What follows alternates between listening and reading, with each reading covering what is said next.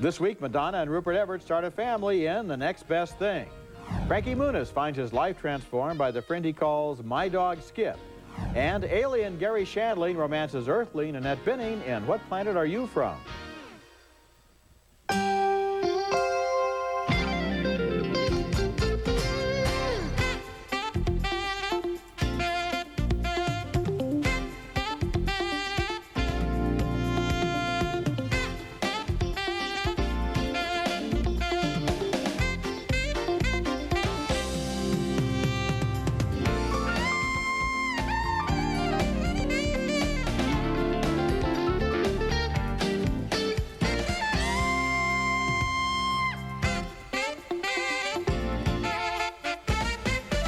You know Mona dearly?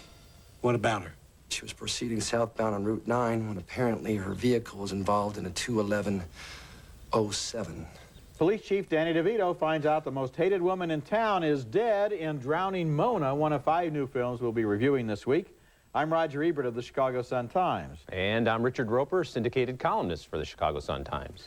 Okay, first movie, and although Mona drowns in the opening scene of Drowning Mona, we see enough of her in flashbacks to understand why almost everyone she knew had a possible motive for killing her. Mona is played by Bette Midler as an unbearably obnoxious citizen of an upstate New York town where everybody drives Yugos. Why Yugos? Well, because Verplanck, New York was chosen by Yugo as its first test market, and in the years since then, no one seems to have made enough money to buy a new car. Mona was driving one the day she died, and here is a sample of her personal style. You don't find me attractive no more. Of course I don't, do. You got something going on, don't you, Bill? Don't you? You've been playing Wheel of Fortune with someone else. That's William Fichter as her husband. Like a lot of other local citizens, he's a little slow-witted, and he's cheating on his wife with Jamie Lee Curtis, a waitress at the local diner. Guess what? They're calling Mona's accident a case, which means they don't think that she died because of some slippery road. So? So that means there's an investigation. Casey Affleck and Marcus Thomas play partners in a landscaping business, and the Thomas character is Mona's son. Yeah, I ain't working today. Oh, no, you shouldn't work. You're definitely on a grievance leave, and I'm just coming by to say that I'm really sorry. Yeah, that's great, if that's what you want to tell yourself, yeah. Well, hey, listen, if you ask me, he sounds real broken up about it. I mean, look at him. Yeah, no kidding. Affleck is engaged to marry Police Chief Danny DeVito's daughter, played by Neve Campbell. I love him so much, Dad. I know you do. I'm gonna sort this whole mess out, all right? Okay. Was Mom like this before you guys got married? Well, that was a little different. How's that? Well, no one died then, honey. Well, you can see that Drowning Mona has a first-rate cast, but the characters are so lightweight, so artificial, so superficially manipulated by the wind-up plot that the movie lacks conviction even on its own level. It forgets the comedies should, in a way, take themselves very seriously, and that their characters should think that every gag involves matters that are crucially important, at least to them. Yeah, just because everybody's wacky and eccentric doesn't make the movie funny. No. You mentioned this really good cast, but they're not really good in this movie, I don't think. I think this is Jamie Lee Curtis at her most unattractive, which is hard to do. And Danny DeVito, they give him this little thing where he's into Broadway plays, but it doesn't go anywhere. And a lot of people, each character has like a little quirk, and then they don't go anywhere with it. Yeah. Actually, the funniest running gag is the fact that Mona's son has lost his hand, and there are 6 different versions about how he lost the hand, but in each version he was reaching for a beer at the time. Yeah. That's funny. That was pretty funny. If they had gone into that and left off this whole convoluted superstructure. Yeah, and the stuff with Yugos isn't funny. No. The side characters, the rest of the characters aren't that funny. And even the thing with the dumb guy, I mean, they don't really play with that enough. No. You know, I'm a fan of Danny DeVito, and for that matter, of Neve Campbell, and this time, forget about it. Forget about it completely. Now, our next movie is one you don't want to forget about. It's called My Dog Skip, a sincere and really engaging coming-of-age story. It stars Frankie Muniz from TV's Malcolm in the Middle as Willie. He's a bookworm whose life is forever changed by a Jack Russell Terrier puppy named, well, Skip, obviously. This smart, cute kid and his even smarter and cuter dog team up to battle the school bullies. They court the prettiest girl in town. They fight with the local bootleggers. They even cross the lines of segregation, all during the summer of '42, if you can believe it. Now, Diane Lane plays Willie's mom. She's a free spirit who gives him the dog for his 9th birthday. Willie's mine? Yep, he's all yours. I hope you like it.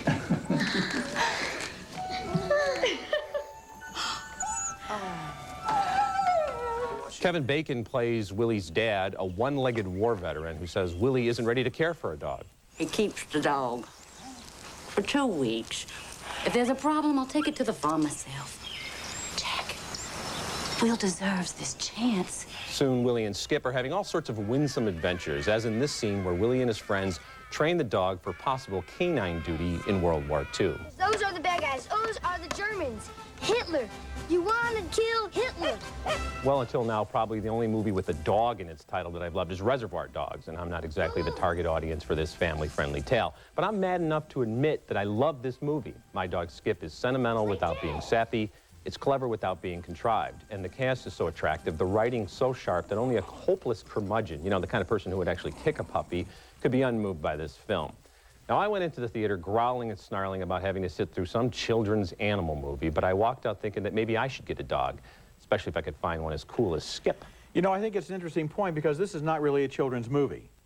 It's really, I walked in the same state of mind, but of course it's based on a memoir by Willie Morris, who used to be the editor of Harper's Magazine, and who says that as a child, he didn't have any friends, he was bad at sports, he got a puppy, the puppy was his friend. And you know, at this point, I'm lost because I had a dog when I was a kid. Really? I did. Blackie. Yeah. Blackie was his name. See, everybody remembers their dog's name. You don't remember your first grade teacher, but you remember your dog's name, right? Well, that was Sister Ambrosetta, but that's another story. Okay. That was the name of my dog, actually. I loved Blackie. And Blackie was my friend. He was a friend in a way that no human being could ever be my friend. And as I began to get into this movie, which plays it pretty straight, I mean, it's not some cute kid movie. Blackie is Skip is a dog. See, look at that. There's the Freudian puppy slip of all time right there. And Willie is a boy, and they become friends, and therefore, through this dog, he becomes accepted in his community by other kids. And I was touched, and I was moved, and I was surprised how much I liked it. I didn't think I was going to like it at all. I mean, I'm not a yeller old, you know, any of those kind of old Disney-type movies, but you're right. The writing is really good here. And this little Frankie Muniz, who people know now on Malcolm in the Middle, this kid is really good. He's not a cutesy kid mugging for the camera. He's a very attractive young boy and everything, but he plays it straight. And even the dog, they don't overdo it with the stupid dog tricks. I mean, they have a few of them in there. And then you got Diane Lane, who's always great. Kevin Bacon in a Kevin Bacon part. has a couple of great scenes in this movie. Yeah, he really does. And even like the scene with the sports hero who goes off to war, there's this guy who lives next door who goes off to war. Even that, it's a little more surprising and complex than you'd expect from a movie like this. Yes, it is. Coming up later in the show, Rupert Everett is the gay father of Madonna's baby in The Next Best Thing. Coming up next, Gary Shandling is an alien in What Planet Are You From? What kind of guy marries a chick after one date? Didn't you see The Crying Game? Your training will be extensive. Show your interest in the female when she speaks by repeating the phrase, uh-huh. I went to the store this morning.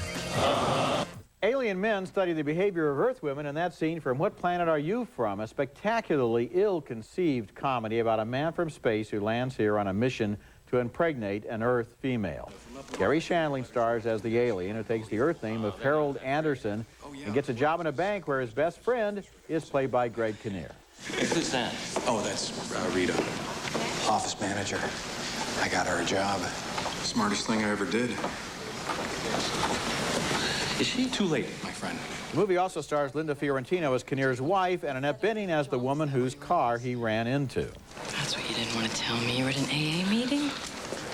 Now you know. I hope you're happy. You get your check. But why couldn't you tell me? Because I wasn't sure that I was strong enough to stay committed to the program, and I didn't want to disappoint you if I dropped out. The alien marries the Annette Bening character and successfully impregnates her, and once the mission is accomplished, he settles down to watch TV. Now, you're distant. You haven't touched me in weeks. Oh, you're going to turn that off? No, I'm just going to turn the sound up. Oh, okay. Let me. Now, here's an interesting thing about this movie. It's based on one running joke. Every time the alien becomes aroused, women hear a strange noise emanating from his pants, something like a roto-rooter or maybe a garbage disposal. Now, I can imagine this being turned into something hilarious in a movie by, for example, the Farrelly brothers, who brought vulgarity to new heights in There's Something About Mary, but not in What Planet Are You From, which was directed by Mike Nichols. This is his first film since Primary Colors, and it seems to repeat a curious pattern, which is that about half of his films are good to great, and the other half are way too much like this one.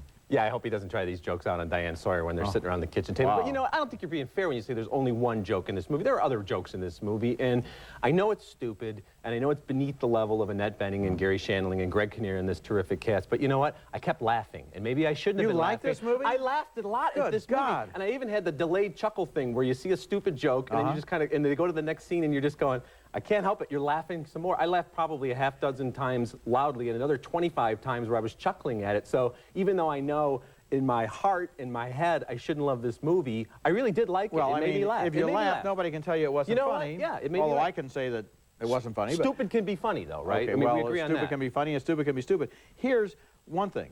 The sound that comes from his pants is not really dealt with in an original comedic way. Wouldn't it be funnier if the women dealt with it in a real way? How would a woman deal with a sound like that coming from a guy's pants? Well, how would they deal with the fact that the guy say, let's just be good friends? But what about the guy that what about dealing with the fact that the guy they just met and married isn't even from this planet? I mean, I think it's funny that she reacts in a more deadpan way, and she's like, well, are we going to have a commuter marriage? You know, what about the schools on your planet? I thought that was funny stuff. Another problem, Gary Shandling. Yeah. Not a great comic actor. He's got one note. It was funny on television because he always seemed to be reluctant to be there. Yeah. He never seems to be happy to be saying anything, to be doing anything, and that's the joke on the Larry Sanders Show. Yeah. But in this movie, he doesn't enlist us in any sympathy for his character. Well, I mean, yeah, you're right. The plot's like something out of Bewitched or something like that. It's not that deep, but he actually just makes me laugh. He's one of those people, when I look at him, he makes me laugh. I think it's funny that he kind of treats himself in real life and in this movie as a leading man, because he's not a leading man. He doesn't look like one, but him playing one is a funny thing to me. I laughed a lot at this movie. You are easily amused. Maybe so. Coming up next, Rupert Everett is the unlikely father of Madonna's child in The Next Best Thing. What's the best thing I could tell you? That you've met a fabulous guy for me. Ha.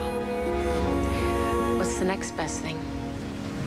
Madonna returns to the big screen as a Los Angeles yoga instructor named Abby, and Rupert Everett is along as Robert, the gay best friend who impregnates her in a moment of straightness in The Next Best Thing, a schizophrenic disaster that can't decide if it's an exercise in witty repartee, a slapstick comedy, or wait, maybe it's a melodramatic child custody story.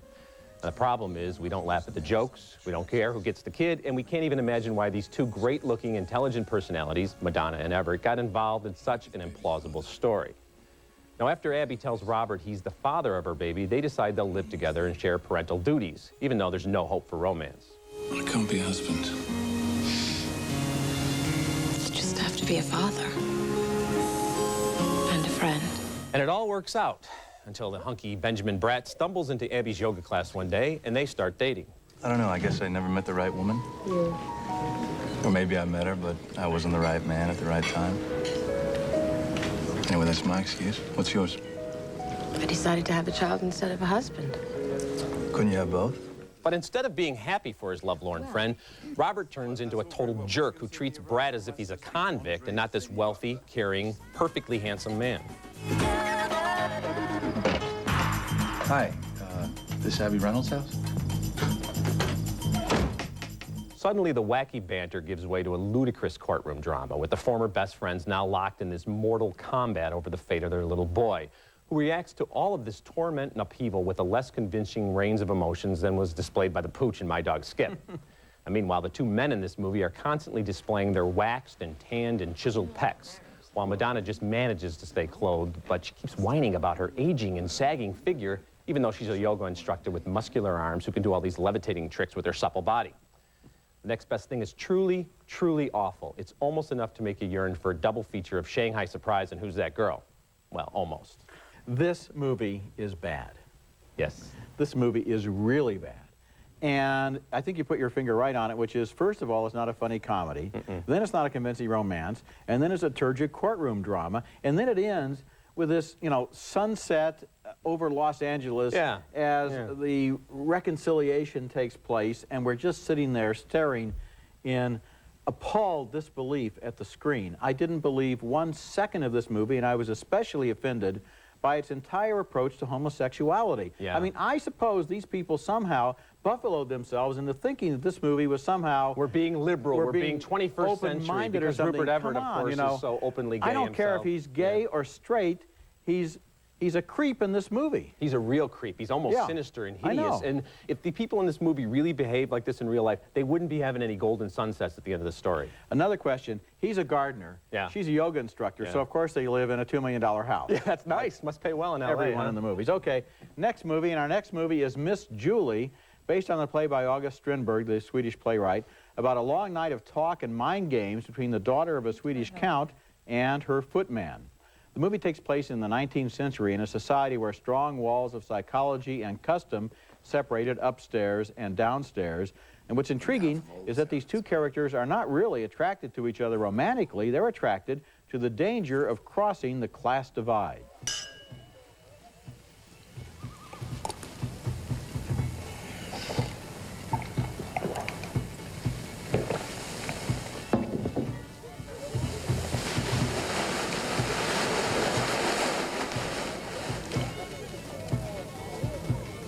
Kiss my shoe. That's Saffron Burrows as Miss Julie and Peter Mullen as the footman, Jean. You might remember him from My Name is Joe. An element of sadomasochism comes into focus as they translate their real-life roles into role-playing scenarios. Do you think, Julie, that a housemaid would behave towards a man the way you have? Have you ever, Julie, seen any woman of my class behave the way you have tonight? Miss Julie was directed by Mike Figgis, who made one of my favorite films, Leaving Las Vegas, another waltz of self-destruction involving two erotically mesmerized characters. The performances are merciless in the way they spare us no feelings and conceal no secrets, and for once, here's a classical play that doesn't feel like a classroom assignment, but comes alive in anger and passion. Yeah, this movie bugged me. I'll tell you why. Yeah? It's the rich lady, she's got a crush on the footman, they have really like uneventful sex in the pantry, and then they talk about it. I kept going like this, like this, like this, what's gonna happen? And you mentioned Mike Figgis, the Leaving Las Vegas director. He shoots it the same way. He's got the camera angles going, he's got split screens, he's got a glass of wine, so you get like the Cabernet cam look and all this stuff going on. All of it, because he knows that he's not really dealing with, I didn't find to be very interesting material. Let's start by your comment that their sex is uneventful. Their sex is amazingly eventful. It just doesn't have to do... No, the talk about the sex is No, the eventful. sex itself is eventful. Really? Because they're not doing it in a sexual way. They're doing it almost to wound one another, to hurt one another. They're looking into each other's eyes and saying, you know, I don't like you, and I hate myself for doing this, and I hate you for letting me do it, and that's what's going on. It's going on between their eyes, not between their genitals. Maybe so, but if it's and that's really, why it's so interesting. But if it's bad sex, it's bad sex, and I thought she was going to laugh at him and go, that's all that's going on downstairs, I'm going back upstairs. You don't just look at this movie in terms of whether it's good sex or bad sex. It's the psychology that's involved. I just thought the characters were going on and on and on, and they should have gotten over with it and moved on with their lives. I found it really, really dull. Okay, well, I guess you're not the first person that doesn't like Strindberg. That's for sure. Okay, coming up next, the films of a great American comic actor, funnier than any comedian on this week's show, I think we can agree on that, have been reissued in a special DVD.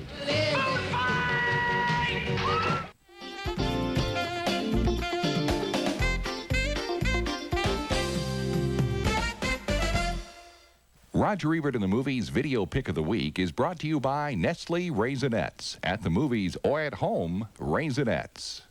John Belushi died 18 years ago this weekend, but still lives on among those who valued his comic genius. And my video pick this week is an extraordinary DVD package named the John Belushi Collection. The set includes the collector's editions of 3 of his films, including, of course, National Lampoon's Animal House, which made him into a big star. See if you can guess what I am now.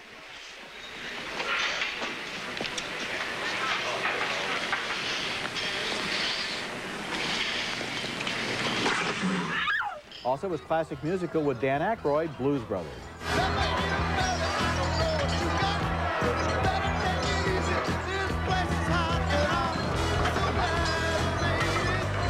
And also included Steven Spielberg's 1941, with Belushi as a pilot in the wrong plane at the wrong time. My name's Wild Bill Kelso, and don't you forget it. What I like about this set are all the extra bells and whistles on the DVDs. 1941 was not a success, but you learn a lot more about it because this package includes a documentary named The Making of 1941 with Spielberg talking about one of his rare flops. It's my video pick of the week.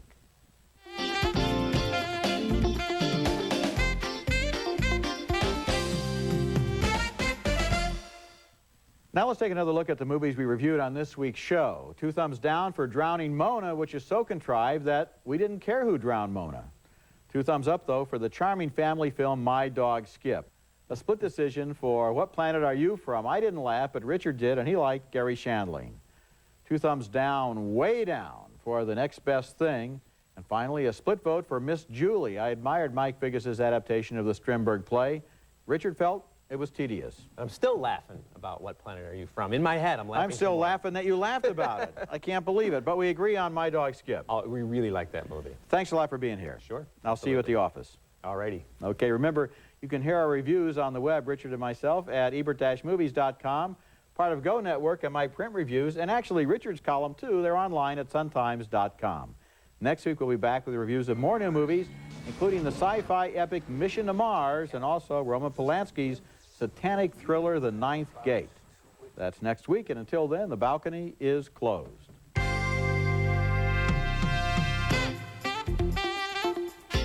Scott's Liquid Gold penetrates, protects, preserves.